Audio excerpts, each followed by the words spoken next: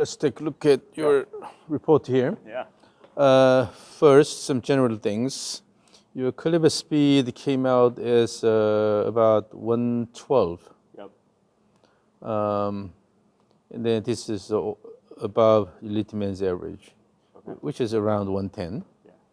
And then when it is when the caliber speed is normalized to your body height, it's even better. Okay. So So pretty average based on your sample. actually, this is pretty good. Yeah. This is pretty good.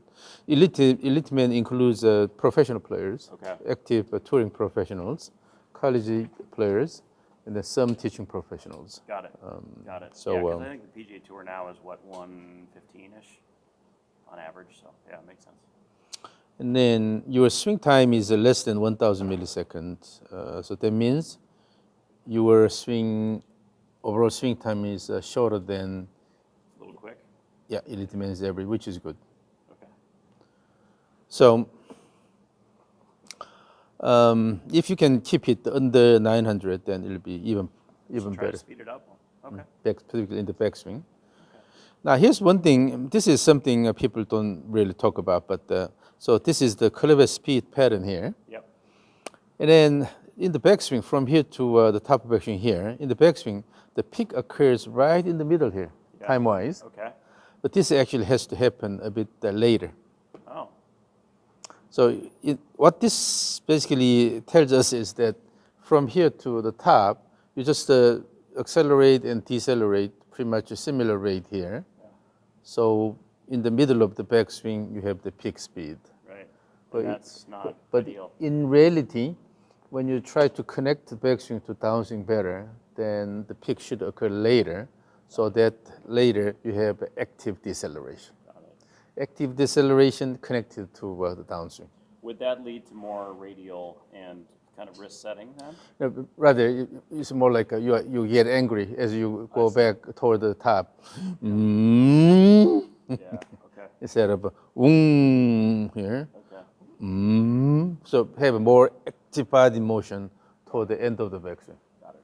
So it's faster at the end. Okay. Yeah. So initially it can be a bit slower, but you know. Is that comparing to the PGA Tour underneath it, or is there a comparison? This one here? Yeah. This is normalized to your body height. Got it. Okay. Yeah. I see. So this is actual speed. This is normalized speed. So this peak has to happen a bit later. I see. When this happens, right in the middle, that means you have early quick action for the body, early quick turn, but after that you have a long period of gradual slowdown. I see. But rather, initially you start here, but then add more effort toward the end of the backswing so that you can really take advantage of this wind up in the downswing. Got it. So later you will see in the kinematic sequence pattern, Yeah. you will see, what this will cause. Okay. So generally for the pelvis and the thorax and shoulders, you reach peak angular velocity during the backswing early. Got it. And then this is the top view.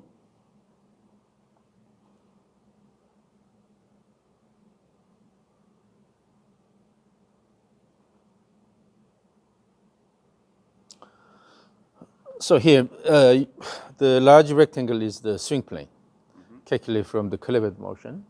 And the smaller rectangle is the hand motion plane.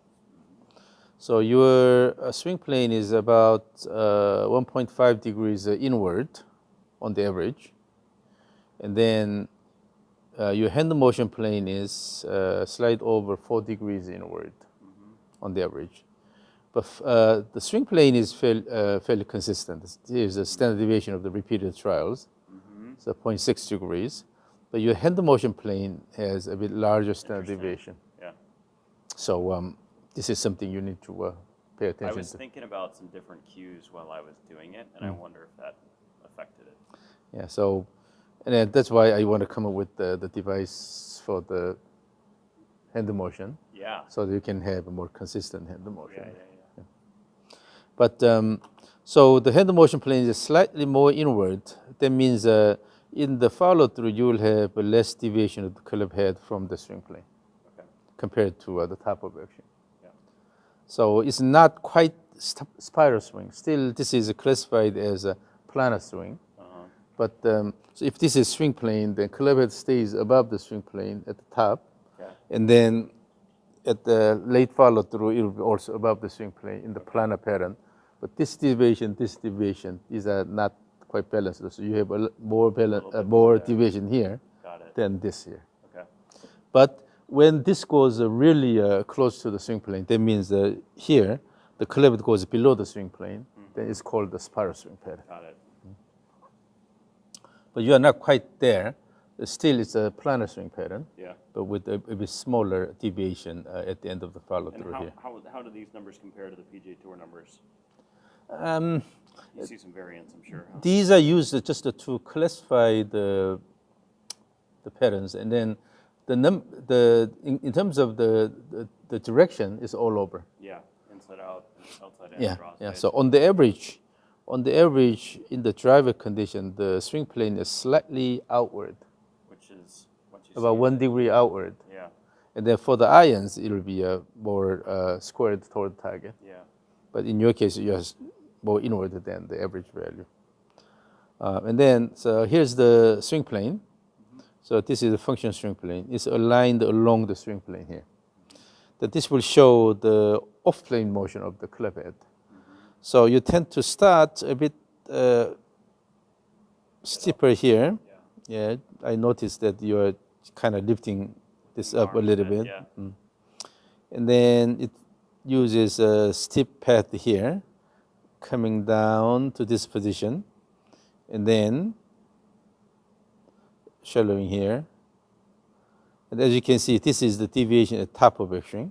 This is deviation at the late follow through. This is a bit bigger than this one here. Yeah. But the club does not go below the swing plane in the follow through. Okay. So now you have a relatively big backswing here. So the club head goes here, but still the club is fairly parallel to the swing plane. So this is concerning. no problem. Yeah. Just you have a bit bigger backswing here. But the only thing is that then if you look at the club head path, so when you start the downswing, the club head goes up and coming down gradually here. So about here, when the club is parallel to the ground, the club head is not quite on the swing plane A yet. little under yet. Yeah, it's because of this arc here. So that means you do have a tendency of arm-driven swing. So when you use the body, then you can drop this. So the club head goes more this way here, quickly closer to the swing plane. So when you draw a line here, currently, if you draw a line here, currently this pad and this pad are almost symmetric. But when you use the body-driven, initiation of the downswing, then this show a little bit of asymmetry in the shape. But when the club head pad shows symmetric shape, then that means you are pulling the handle a little bit. So then what happens is the club head moves away from your body. But this is not too bad. I mean, considering your size of the backswing here. So when people pull this hard, then the club head can go quite high in the coming down here. What do you think about my wrist angles on the way down? I've always worked on trying to stay wider with my downswing. I think you're showing a tendency of sort of wrist dominant pattern. Wrist dominant. Yeah. I used to be very laggy and a ton of angles, so I've tried to get a lot more ulnar in my downswing. So in the downswing, it's a matter of timing, whether you are releasing it And I've at never the been right a very time. accurate driver of the ball because I feel like I can't keep the club wide enough on the way down. Yeah, I got the impression that the release was a bit late. Yeah, I can't. I feel like I can't unload it early enough, and that's been my whole life. So that means you have to have a bit more time at the top. So wait until your body is really ready and then throw Yeah, to find the right timing. yeah, Particularly when you have a good amount of wrist cock here, and then when you rush, then it's hard to control exactly the it. timing. yeah. And if you tell me to swing hard, I can get to 117, but I feel like this way ahead of it, and then I feel flippy at the bottom. Yep. Now let's take a look at your center of mass motion pattern here, the red line here. So it goes up here and then diagonally down and up here. This is a bit unusual here. Is So usually what happens is it goes horizontal here. So so this is the toward target. This is away direction. Okay. Then the center mass in the frontal view, the red line, center mass moves away and then goes up and then coming down here. Okay. But you start moving Up right away. diagonally upward. Yeah. So let's see what I happens try here. to feel like I'm getting up into the right hip as I load back. Yeah. So when you start the backswing, you can see that you are raising this side right away. And would you say, is that a power leak? I think so. Really? So What would you want to happen there? so in order to really push it hard, then your knee has to be bent a little bit, right? Okay. So when you initially shift, this shift is to allow the right leg to be the foundation. Okay. But then when you shift, then this is still bent a little bit. Okay. And with that, and then push. Okay. Yeah. Instead of from here. Don't straighten immediately. Got it. Okay. So slight shift, and then push and I turn. see. So the timing's just a little different. I get it. So always a shift first, and then by pushing the ground hard, then you'll be able to bring this up. Makes sense. So then it goes horizontal first, and then goes up here. I see.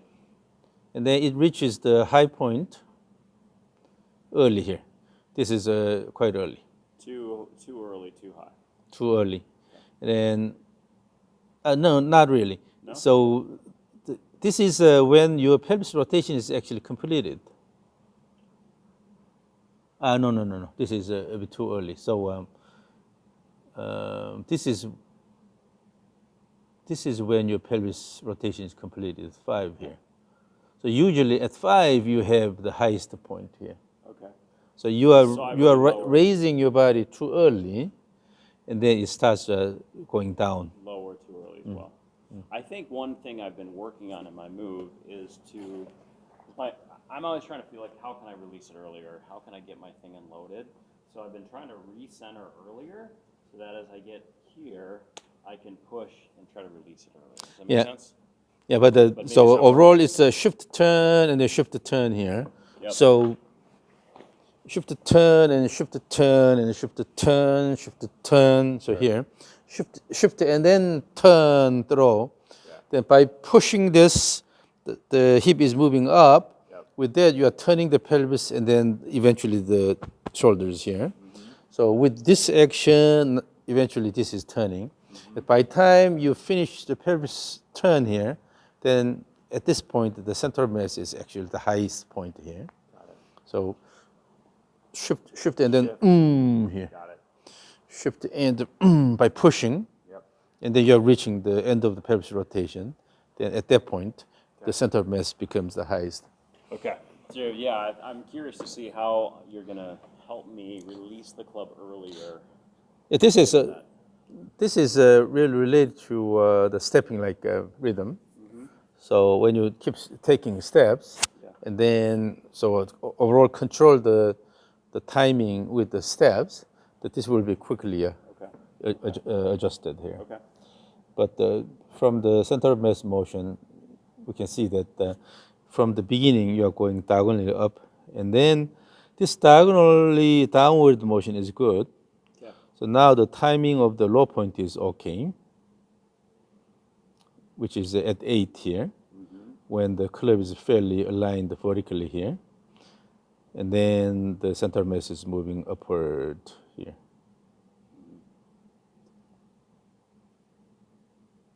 So at this point, if you look at the impact position here, still this is not well extended.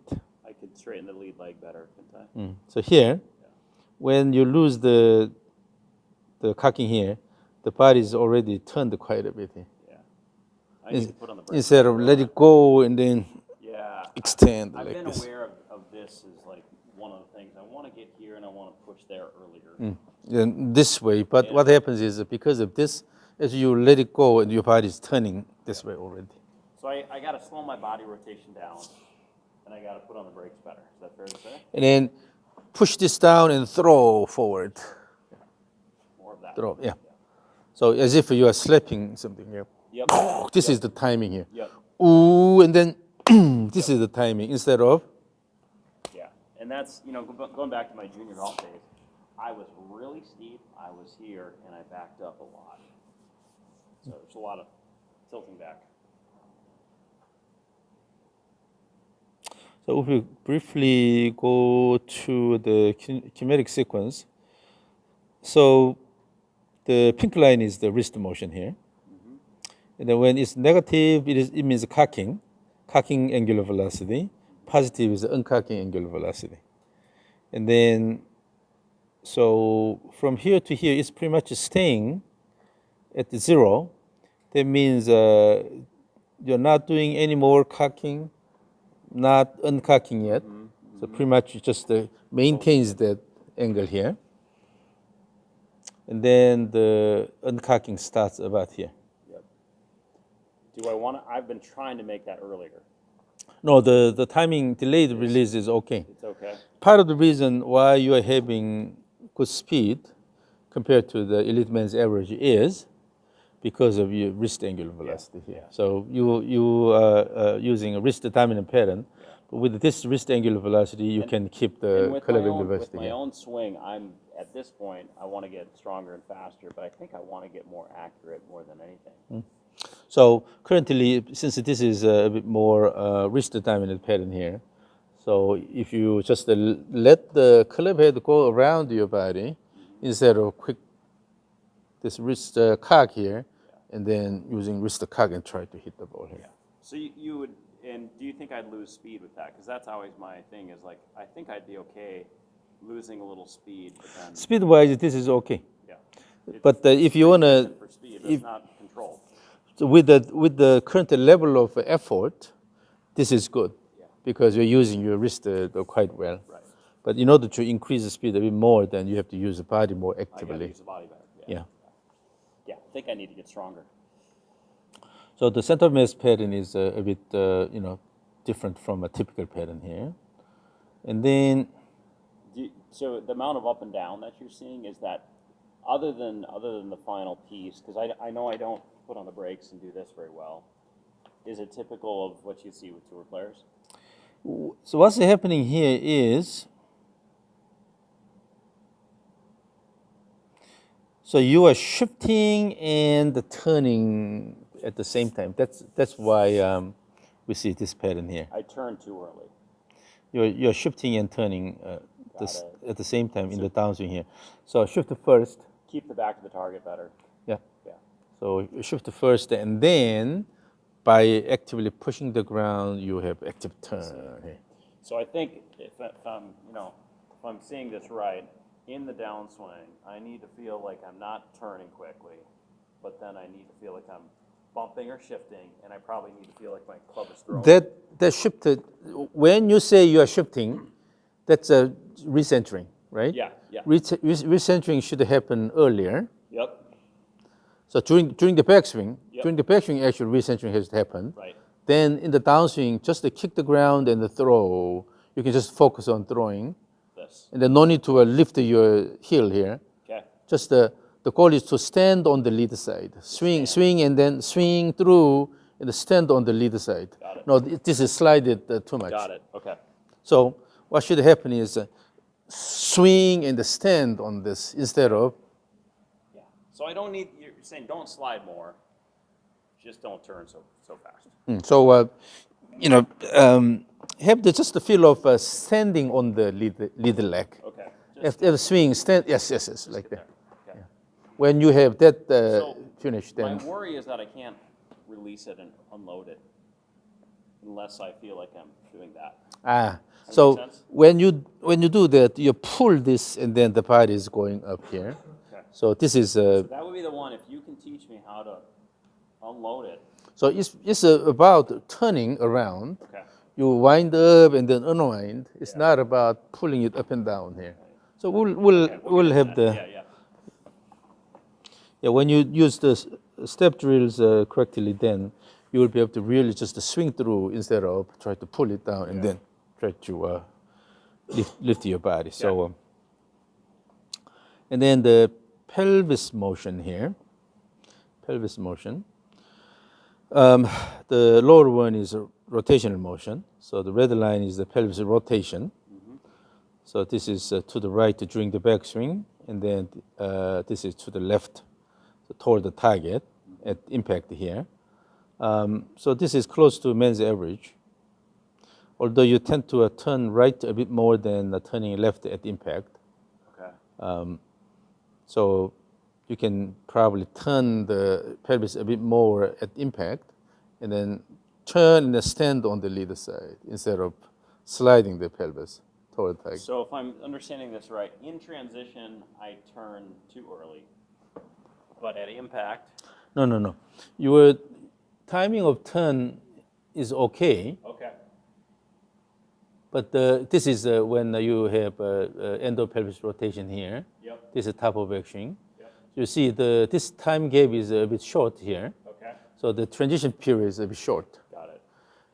But ultimately in the downswing, your goal is to go here and then swing through and then stand here instead of, shouldn't be this motion here. Okay. So go in the wind up. With this wind up, you're raising your body here by pushing the ground with the trailing leg. And then from here, in the downswing again, swing through, throw, and then stand on the lead side here. So it's okay to So turn through it. wind up, you're in the wind up this way here. Okay.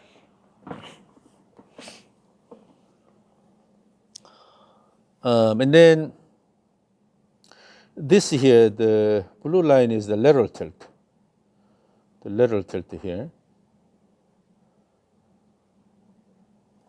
This motion here. The timing of the peak is a bit too early here. Okay. Usually this has to go more, and then after the EPR, you will reach the peak lateral tilt. Okay. So lateral tilt peak occurs a bit earlier. Okay. So let's see what happens here.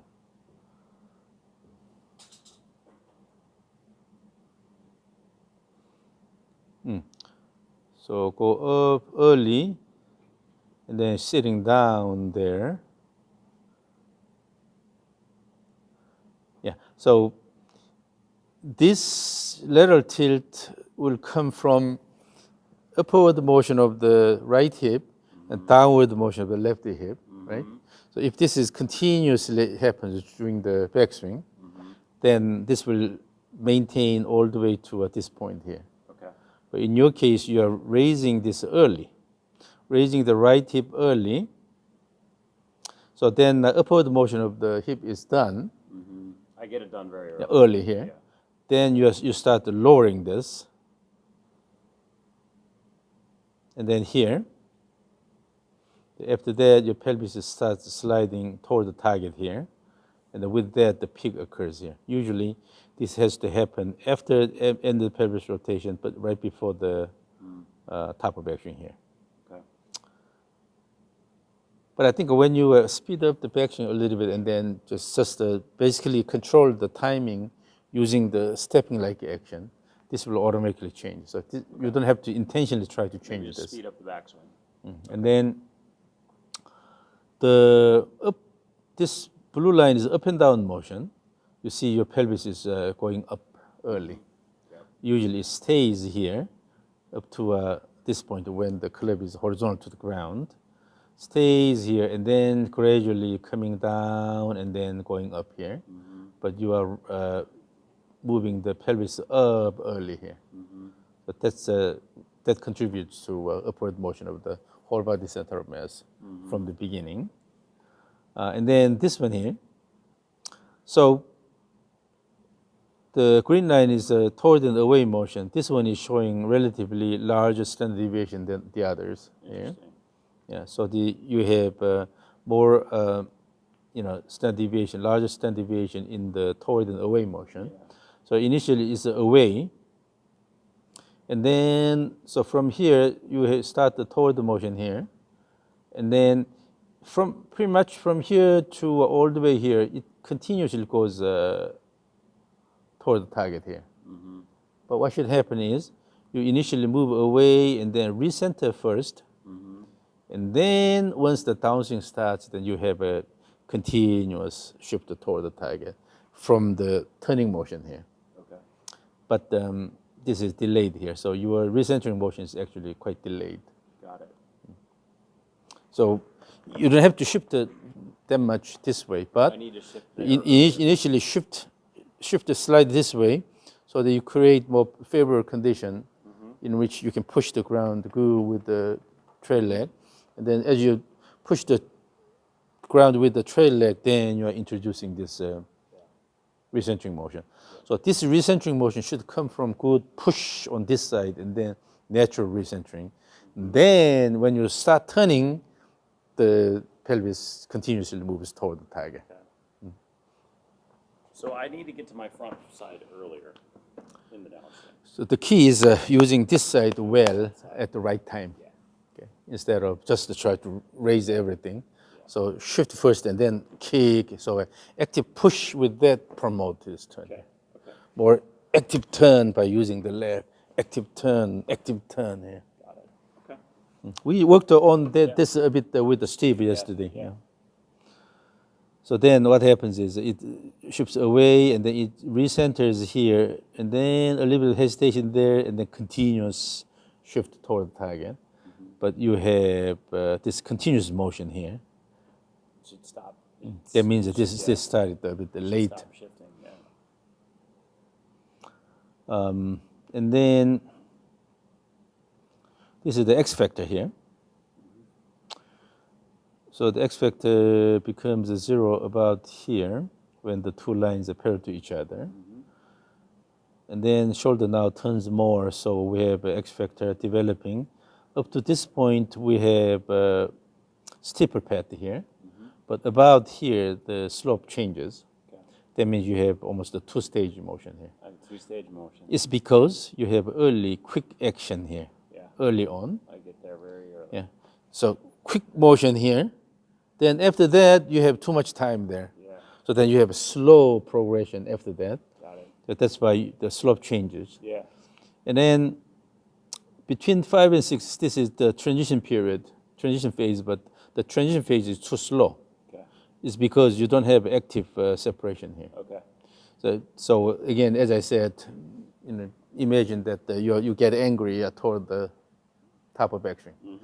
And then create good shoulder motion toward the end instead of just using this. Yep. So develop good coiling of the body. I image like Roy McIlroy, he's that big hard chest turn to wind up right there. At the end. But if you just use the early quick motion, then what happens is in terms of acceleration, deceleration pattern, you have an early acceleration of this motion here, then slow motion to this position. But rather, start slowly, so keep time for the body to shift here. And then by pushing the ground, and you're creating this separation actively using the leg push Right at the top. toward the end of the backswing. Got it. Then everything will be shifted toward the, Okay. the top of backswing. I get it. Yeah. Then you'll be able to build the climax Yeah. toward the end. And be able to release it earlier. And then because your body is well coiled here, Yeah. using there, you can let it go. Got it. You can activate the muscles early. Got it. But here, this is actually the thorax angular velocity. Okay. But the peak angular velocity occurs early on here. Yeah. You're turning the thorax early so that it reaches peak angular velocity early here. Then after that, you have too much time for the deceleration here. And then even the pelvis, the peak occurs here. So it's actually the peak is not clear. From here to here, anywhere here, it can be the peak. So you don't have a clear pelvis motion, but your shoulder is turning early on here, and then slow down with the really flat slope here. So this motion should be more coming from the leg action here. So throw with this action, and then this is one piece motion, and build the climax toward the backswing here. Let it go. But instead, so you have an early peak of the thorax here. The pelvis is really flat here because you don't have this climax. I've always Building. felt like I was wrist dominant and I didn't separate well. So there's a change in slope. And then after that, this is top of backswing. You have a further increase in the X factor. So this is called the downswing stretch. Yeah. So How the is that number, relative number, 60 or 57 or whatever that is? the separation is not that big here. Not enough. Yeah, it's under the man's average. Got it. But you have a sort of downswing stretch here. This means the backswing is weak here. Yeah. So when you have a really active backswing, then the peak occurs at top of action. Got it. Okay. So again, this So I need to work on my coiling a lot. and that should come from one piece action, but build the climax toward the end of the backswing. So actually, the thorax peak, shoulder peak, and the pelvis peak should occur more toward the center here. Then the arms and the club will reach peak angular velocity later here, more toward the Okay. top of action. Okay. And then here's the kinematic sequence. Kinematic sequence here. I see. So it looks like the pelvis peak happens here, but your thorax and shoulder peak occurs way earlier here. So it's reversed. Yeah. And that this quick action, after this quick action is decelerating up to this point, reasonably symmetrical here. But from here to here, you have this long period here, almost doing nothing. Yeah. So quick action and then slow motion to the top of action. Yeah. But rather, initially you can start a bit slowly here, but then build the climax so that you will have an active wind up toward the end of action. Yeah. Then you have a good coiling effect, so you can use that early in How the much of downswing. this will self-organize if I just speed up my backswing? A lot of it will be solved Yeah. when you have the intention of, with one piece motion, you speed up the backswing. Got it. And then particularly you have to feel the tension building toward the end here. Yep. So it's not early quick action here and then going this way here. Rather, throw all the way here, Yep. throw all the way, and then from that, you really need to have this coiling Yep. and then use it in the early part of downswing here. Okay. So here again, so three sequences here. First, the backswing sequence. The pelvis peak occurs probably in the middle of the backswing, but the thorax and shoulders reach peak angular velocity earlier here. So these should be more delayed to toward the center. Then this is the arms here, but the arm peak happens here. The club peak happens here. So everything should be more toward the end of backswing, so that instead of having the club speed angular velocity more symmetric here, you actually should have an asymmetric pattern. The peak occurring a bit later here. Got it. Then this is the transition sequence here. In general, this is central to peripheral sequence. Okay. So pelvis here, and then thorax and the shoulders are turning almost at the same time. That means toward the end, you did not separate the shoulder girdles and the thorax. Right. So in order to separate these, you have to have good momentum Yep. using active motion toward the end of the backswing. With that, the upper body still keeps going that way, and then the lower body starts turning this way. Then everything will be sequentially, Okay. transitioned. Okay. But overall, this is a partial central to a peripheral sequence. But the thing is that your transition phase is a bit short. It's too tight. Yeah. Yeah, that means There's not enough. that means you don't have Separation. good amount of momentum Yeah. toward the end of the backswing. Got it. And this is typical when you allow the wrist to go here. Instead of turning the body, your focus is on this one here. Yeah. Well, I'm trying to actually keep it firm, and I need to do a lot better job of it. Right.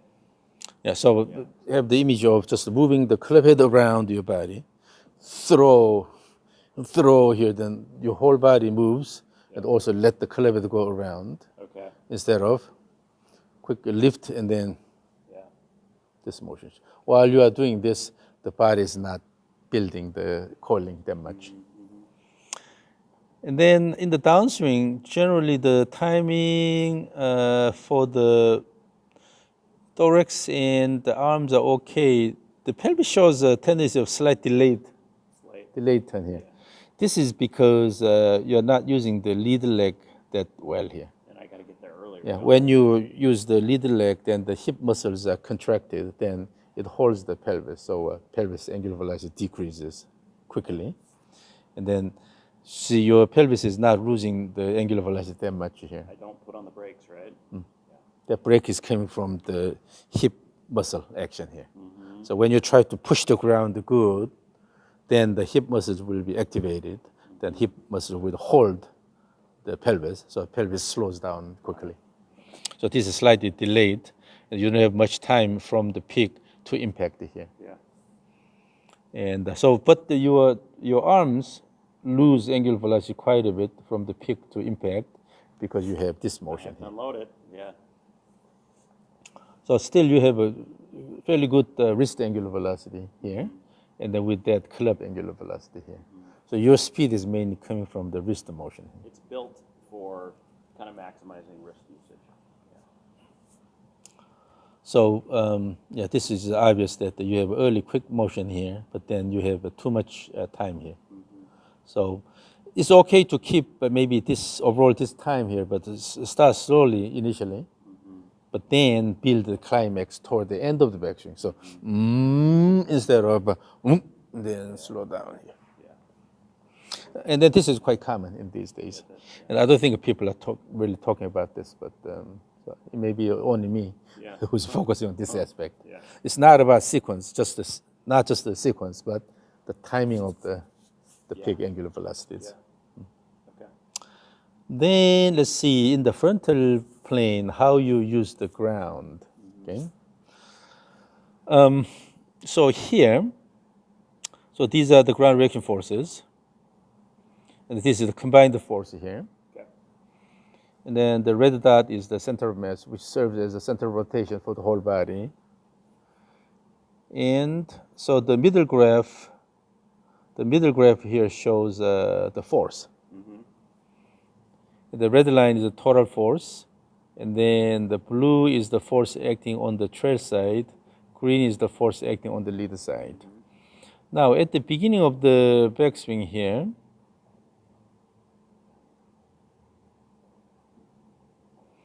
so you are having more force acting on the lead side, which is good. So that means that you have an active start of backswing.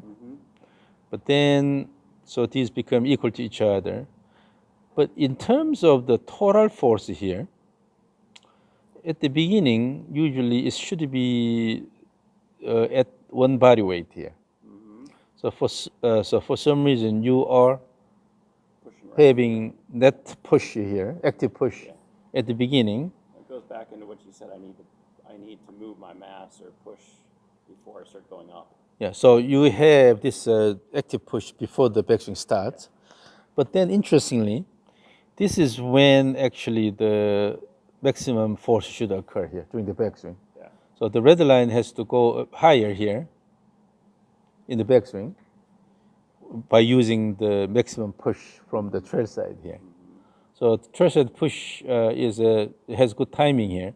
Okay. But overall, if you look at the net force here, this should be higher here. The magnitude is not much. Yeah, so start from one body weight and then it should increase to this point. Then you have eventually the unweighting phase. But however, because you don't have this clear push here, Can't unweight then that you much. don't have that much unweighting here. Yeah. So in the vertical direction, you have to have a good push and then unweight, push, unweight. But because you don't have good push here, then you don't have good unweighting. Yeah. What would the lowest unweighting point for a PGA Tour average or elite player average? The average is about 20%. Okay. Was And it I'm, about what, 10 or 20%? 15 maybe? No, a lot less than A lot that. less than that. Maybe even 8%. So almost no unweighting here. Wow. And then when this happens, also the timing is a bit early here. Yeah. So you don't have a clear push and then the unweighting after that. Yeah. Okay. Yeah. So the maximum unweighting has to occur about here. But you are lacking this unweighting here. Not low enough. So when you don't unweight good here, it's hard to push here. Yeah. This push should come from your leg actions. Yeah. And then the timing of a peak force should be about here when the club I'm is always too vertical late. here. I'm always too late. Yeah. Yeah. Yeah. This is what I know. Now I need to get a good plan to fix Yeah, it. and then when this occurs later here, then you intentionally try to push the ground. Just have to use the. This maximum push has to come from slowing down the downward motion. But here you intentionally try to push while moving upward. And then now if you look at this one here, this is the length of the moment arm. The moment arm shows the separation between the red dot and this arrow here. So in the backswing, somehow at the beginning you already have this moment arm here. I push off up really early. At this point, usually it goes through the center of mass, but yeah. So you have too much horizontal force here, and then so the longest moment occurs about here. This can be a bit longer, but so from here, about here, the force will pass through the center of mass. So then moment time is 0. Yeah. And then when the force goes to the right side here, then you have moment time on this side here. It's increasing. This is the end of pelvis rotation. This is top of action here. But at top of action, this is the moment time here. This should be a lot more. Yeah. So I'm at about 12 or something there. What's the tour average on that? The longest should be 16, 17. Yeah. Yep. And at this point, the reason why you don't have that much inclination of the force arrow is because you don't have that much unweighting here. Right. When you have more unweighting, then the vertical force decreases. Then automatically the force arrow inclines more with the more unweighting. But because you don't have that much unweighting here, still this is pretty much the unweighting peak here, but which is not that much. So here you have the longest moment time, and then this is the first peak you reach. And then the moment time slowly decrease, but it's mainly because although it's a slowly decreasing, but in general this is not that long because you are not pushing enough with the lead leg here at this point. Remember, the peak has to occur about here. Okay, that means that the force has to increase earlier. I'm really late, aren't I? Yeah. So with that,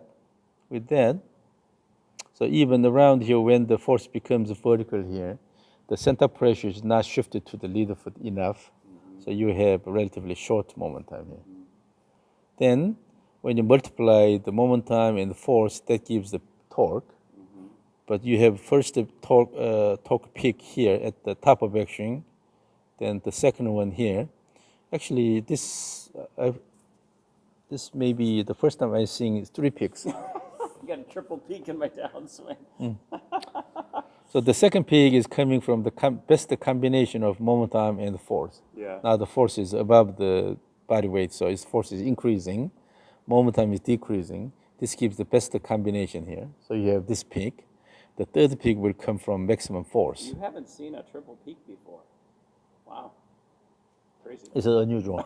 So I've seen up to 2 peaks, but Yeah, double peaks pretty common, yeah. right? So the first peak is coming from the maximum moment time. Yep. Second peak is from the hybrid, so what the best combination of moment time and force.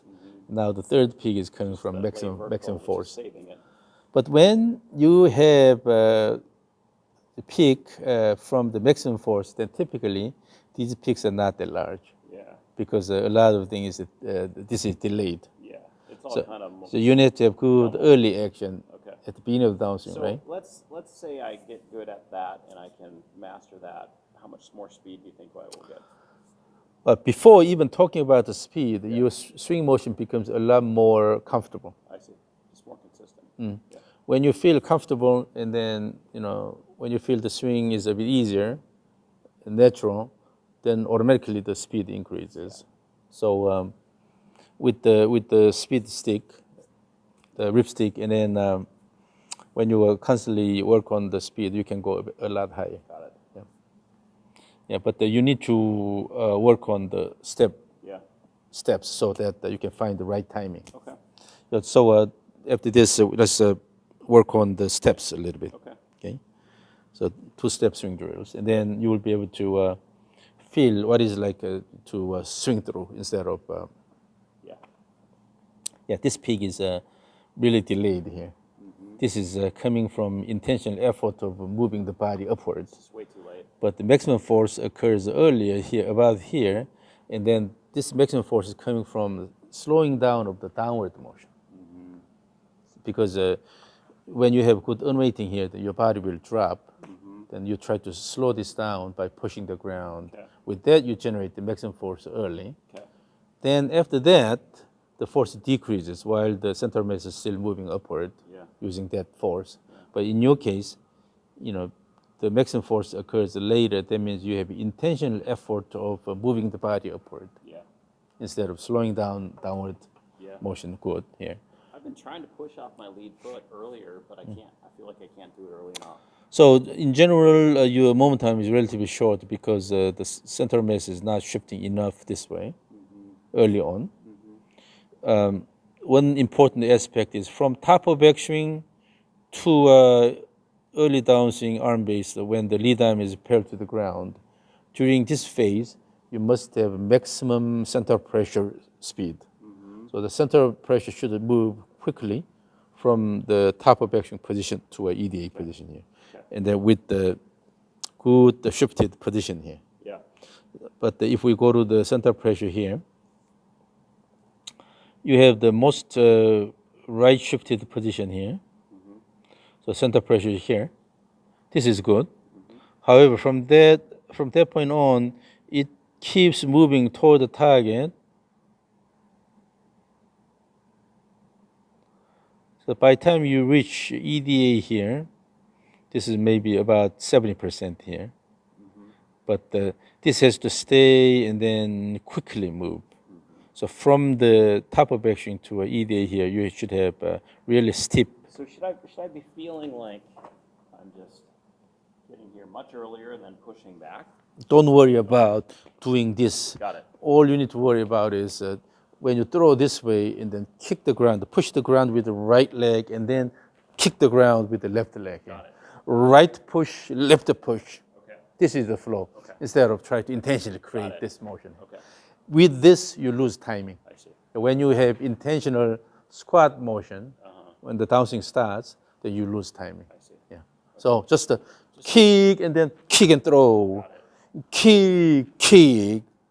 And then the unweighting automatically happens between the pushes. So you don't have to worry about the unweighting. When you have a good push on this side and a good push on this side, between the pushes, automatically you have good unweighting. Right. So instead of paying attention to lowering the body, just have a good push and then good push on this side. Yeah, so when we look at the way you interact with ground, so mainly your speed is coming from the wrist motion here. But in terms of the way you use the ground, particularly the good maximum push here is delayed. It's partially because you don't have a clear push in the backswing here. Yeah. Clear net push here. Yeah. Although you have more force on the right side, it's just more like redistributing the weight here. Yeah. So you're just shifting body this way. But with this, you should have a good push here. Okay. With that active turn, so build the climax here by using this push.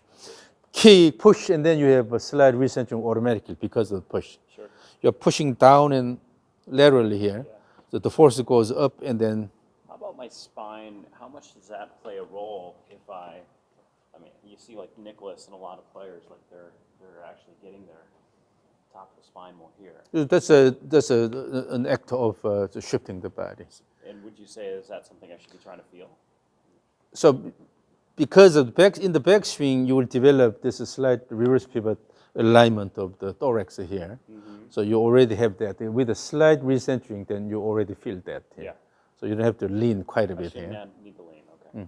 So the only thing is you allow yourself to be able to push this side and then push this side here. But when you try to push this way, if your weight is on this side, it's hard to push. Yeah. Right? Yeah. So you have to shift first and then shift first. Shift and then push here. shift and then push, with that push it, turn here. Okay. So have intentional active turn here. Okay. Yes. With that, now you're using the right leg push here. Right. Yep. So that's building the I've climax. never thought about trying to turn my shoulders hard at the end, and I think that'll help a lot. Yeah, build the climax Yeah. toward this by using I've never really used that. Yeah, now the leg is more active Right. here.